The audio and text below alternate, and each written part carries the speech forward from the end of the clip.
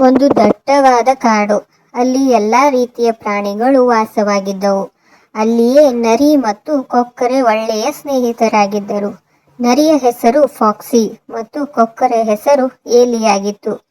ಒಂದು ದಿನ ಫಾಕ್ಸಿ ಏಲಿಗೆ, ಇವತ್ತು ರಾತ್ರಿ ನನ್ನ ಮನೆಗೆ ನೀನು ಊಟಕ್ಕೆ ಬಾ, ನಾನು ರುಚಿಕರವಾದ ಸೂಪ್ ಮಾಡುತ್ತೇನೆ ಎಂದು ಹೇಳಿದಳು.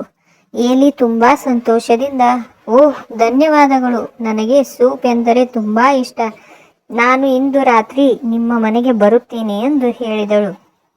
ಅಂತೆಯೇ ಏಲಿ ಫಾಕ್ಸಿಯ ಮನೆಗೆ ಬಂದಳು. ಸೂಪ್ ವಾಸನೆ ಬರುತ್ತಿತ್ತು. ಆಹಾ, ಸೂಪ್ ವಾಸನೆ ಚೆನ್ನಾಗಿ ಬರುತ್ತಿದೆ ಗೆಳತಿ ಎಂದು ಫಾಕ್ಸಿಗೆ ಹೇಳಿದಳು.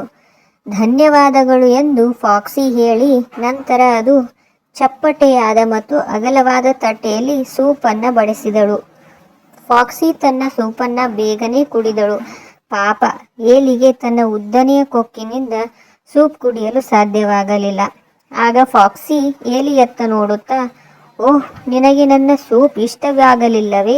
ಸರಿ, ನಿನ್ನ ಪಾಲನ್ನು ನಾನೇ ಕುಡಿಯುತ್ತೇನೆ ಎಂದಳು. ಪಾಪ ಏಲಿ ಸಿಟ್ಟಿನಿಂದ ಹಸಿವಿನಲ್ಲಿ ಮನೆಗೆ ವಾಪಸ್ ಹೋದಳು. ಕೆಲವು ದಿನಗಳ ನಂತರ ಏಲಿ, ನಿನ್ನನ್ನು ಊಟಕ್ಕೆ ಕರೆಯುವ ಸರದಿ ನನ್ನದು, ದಯವಿಟ್ಟು ಇಂದು ರಾತ್ರಿ ನಮ್ಮ ಮನೆಗೆ ಊಟಕ್ಕೆ ಬಾ ಎಂದು ಫಾಕ್ಸಿಗೆ ಹೇಳಿದಳು. ಫಾಕ್ಸಿ ಸಂತೋಷದಿಂದ ಏಲಿಯ ಮನೆಗೆ ಹೋದಳು. ಅವಳಿಗೆ ತುಂಬ ಹಸಿವಾಗಿತ್ತು.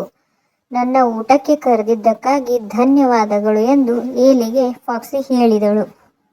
ಅಂತೆಯೇ ಫಾಕ್ಸಿ ಏಲಿಯ ಮನೆಗೆ ಬಂದಳು. ಆಗ ಏಲಿ ನಿನಗೆ ಸೂಪ್ ತರುತ್ತೇನೆ ಎಂದು 2 ಎತ್ತರದ ಹೂಜಿಗಳಲ್ಲಿ ಸೂಪ್ ತಂದಳು.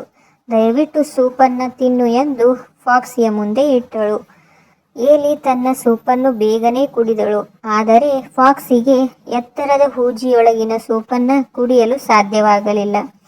ತುಂಬ ಹಸಿವಿನಿಂದ ತನ್ನ ಮನೆಗೆ ಹೋದಳು.